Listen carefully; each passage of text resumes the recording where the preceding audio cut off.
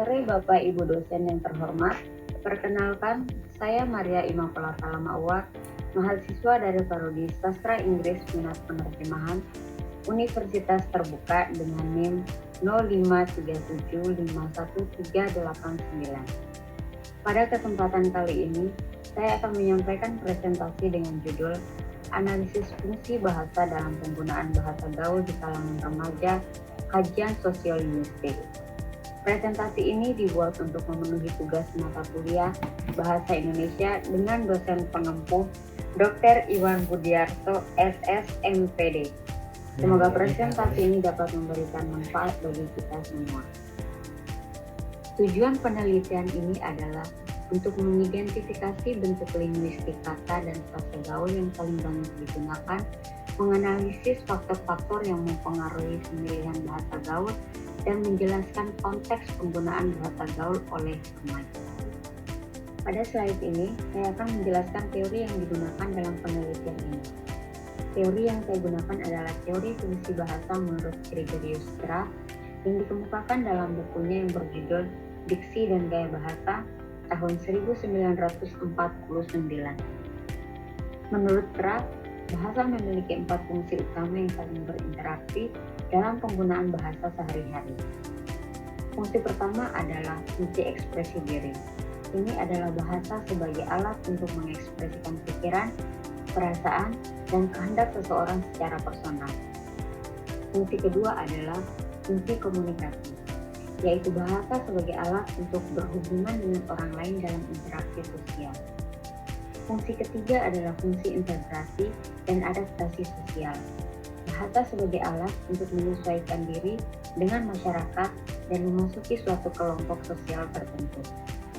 Fungsi keempat adalah fungsi kontrol sosial, yaitu bahasa sebagai alat untuk mempengaruhi atau mengendalikan perilaku orang lain sesuai dengan kehendak pembicara. Keempat fungsi ini tidak berdiri sendiri-sendiri, melainkan saling bercampur dan berinteraksi dalam satu ujaran tergantung pada konteks situasi komunikasi. Saya memilih teori ini karena memiliki keunggulan yang relevan dengan karakteristik data bahasa gaul yang dikumpulkan. Pertama, kategori fungsi bahasa Graf hanya terdiri dari 4 kategori, sehingga lebih operasional untuk menganalisis data dengan jumlah terbatas. Kedua, konteks sosial dan budaya mudah diidentifikasi karena setiap kategori. Pada slide ini, saya akan menjelaskan metode pengumpulan data yang digunakan dalam penelitian ini. Penelitian ini menggunakan 2 jenis data, yaitu data primer dan data sekunder. Untuk data primer, saya melakukan pengumpulan melalui observasi langsung penggunaan bahasa gaul di berbagai media sosial seperti Instagram, Twitter atau X, WhatsApp, TikTok, dan juga dari percakapan offline. Dari hasil observasi ini, saya berhasil mendokumentasikan 50 entry data bahasa gaul. Untuk data sekunder, saya melakukan wawancara dengan 5-10 responden yang merupakan remaja berusia 15-22 tahun. Wawancara ini bertujuan untuk mendapatkan informasi tentang faktor-faktor yang mempengaruhi mereka dalam menggunakan bahasa gaul, serta konteks penggunaan bahasa gaul dalam kehidupan sehari-hari.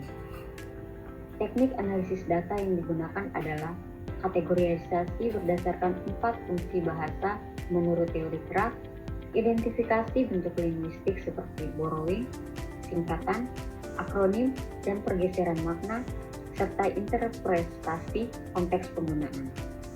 Proses analisis dilakukan dengan menyeleksi data yang relevan dengan fokus penelitian, kemudian mengelompokkan ke dalam kategori fungsi yang sesuai, dan yang terakhir adalah interpretasi makna berdasarkan konteks penggunaan.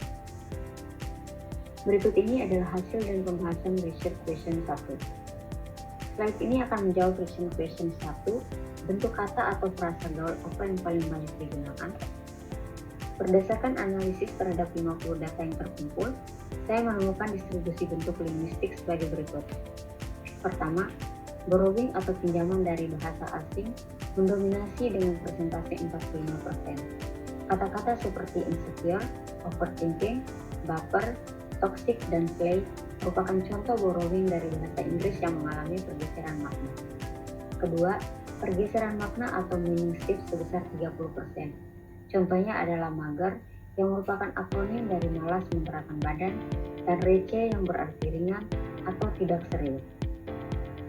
Ketiga, singkatan dan akronim sebesar 15%.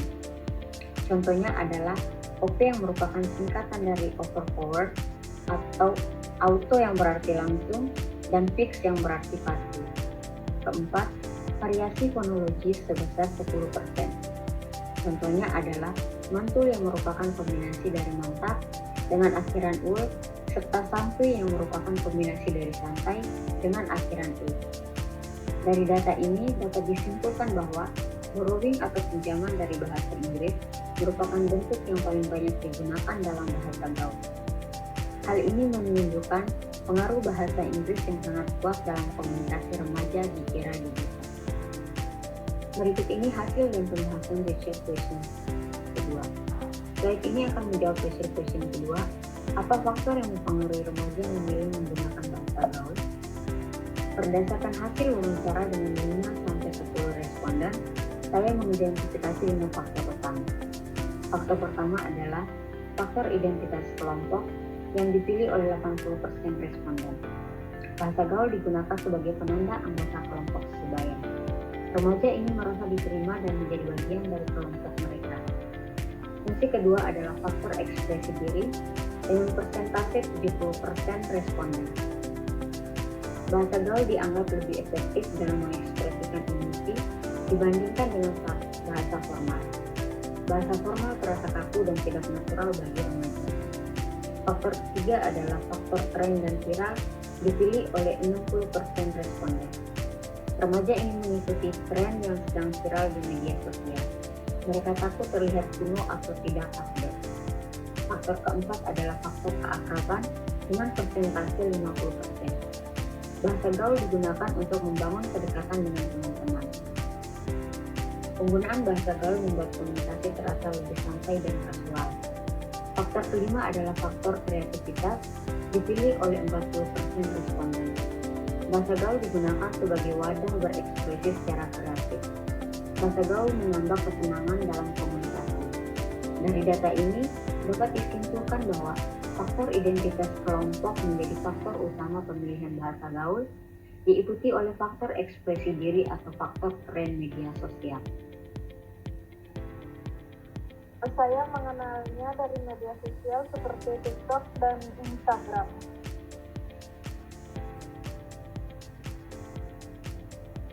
Seberapa sering kamu menggunakan bahasa gaul dalam sehari?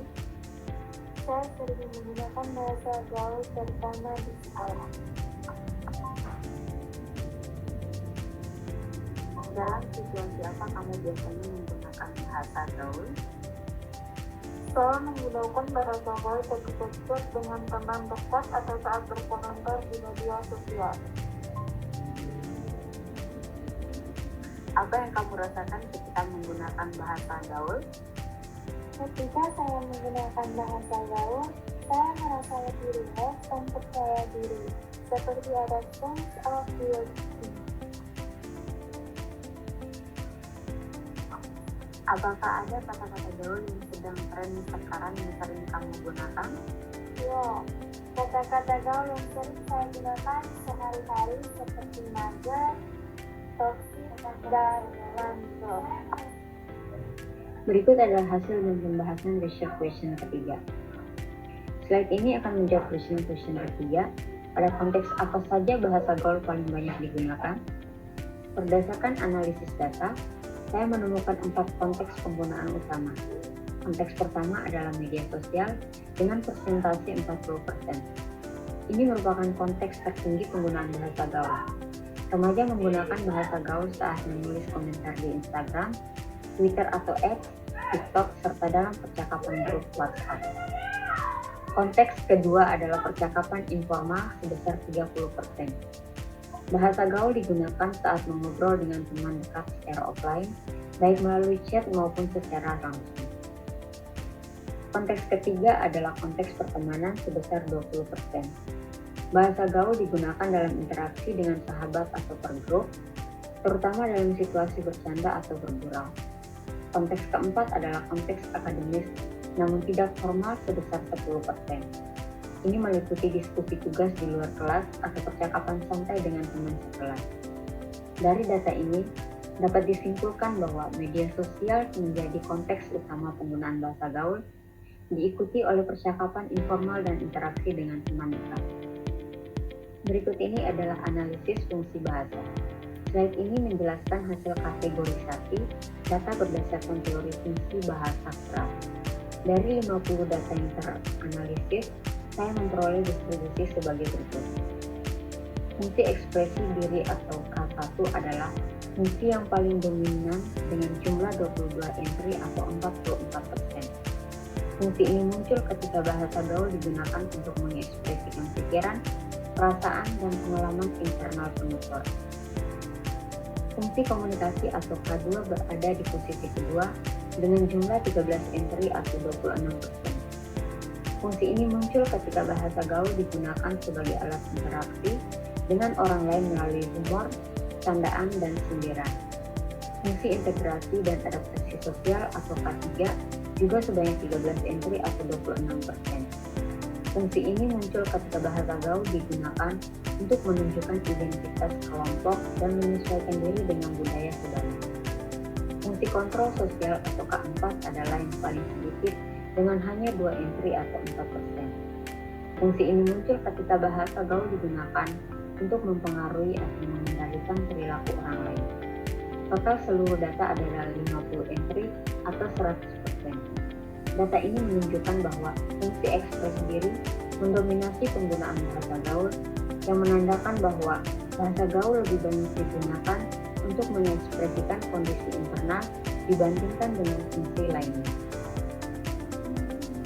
Pada slide ini saya akan memberikan contoh interpretasi data untuk setiap kategori fungsi. Untuk kategori fungsi ekspresi diri, saya memberikan contoh entry D05. Dia lagi insecure banget. Kata insecure merupakan borrowing dari bahasa Inggris dengan mengalami pergeseran makna yang berarti tidak percaya diri atau merasa kurang kompeten. Penggunaan kata ini menunjukkan bahwa penutur sedang mengekspresikan kondisi seseorang yang mengalami ketidakpercayaan diri. Contoh kedua adalah entry D16. Dia lagi overthinking. Kata ini juga berasal dari bahasa Inggris dengan pergeseran makna yang berarti berpikir berlebihan. Penggunaan kata ini menunjukkan ekspresi terhadap pola berpikir yang tidak sehat. Untuk kategori fungsi komunikasi, contoh entry D14. Receh banget jokesnya. Kata receh mengalami pergeseran makna menjadi tidak serius. Penggunaan kata ini dalam konteks sindiran humor menunjukkan bahwa penutur menganggap candaan tersebut tidak lucu. Untuk kategori fungsi integrasi sosial, contoh entry D06. Nanti ku spill ya. Kata spill berasal dari bahasa Inggris yang berarti menumpahkan. Dalam bahasa gaul, kata ini berarti memberitahu atau membocorkan informasi. Penggunaan kata ini menunjukkan bahwa penutur sedang mengikuti tren bahasa yang sedang viral di kalangan Gen Z. Dari contoh-contoh ini, dapat kita lihat bagaimana bahasa gaul berfungsi sesuai dengan konteks penggunaan. Pada slide ini berisi kesimpulan dari penelitian yang telah dilakukan. Berdasarkan analisis data, saya menyimpulkan hal-hal berikut. Kesimpulan pertama, berkaitan dengan bentuk kata. Borrowing atau pinjaman dari bahasa Inggris merupakan bentuk yang paling banyak digunakan dengan persentase 45%, dibedo oleh pergeseran makna sebesar 30%. Kesimpulan kedua berkaitan dengan faktor pemilihan bahasa gaul. Faktor identitas kelompok menjadi faktor utama dengan persentase 80%, diikuti oleh faktor ekspresi diri sebesar 70% dan faktor tren media sosial sebesar 60%. Kesimpulan ketiga berkaitan dengan konteks penggunaan. Media sosial menjadi konteks utama penggunaan bahasa gaul dengan persentase 40%, diikuti oleh percakapan informal sebesar 30%. Kesimpulan keempat berkaitan dengan fungsi bahasa. Fungsi ekspresi diri mendominasi dengan persentase 44%, menunjukkan bahwa bahasa gaul lebih banyak digunakan untuk mengekspresikan kondisi internal dibandingkan dengan fungsi lainnya. Demikianlah kesimpulan dari penelitian ini. Terima kasih.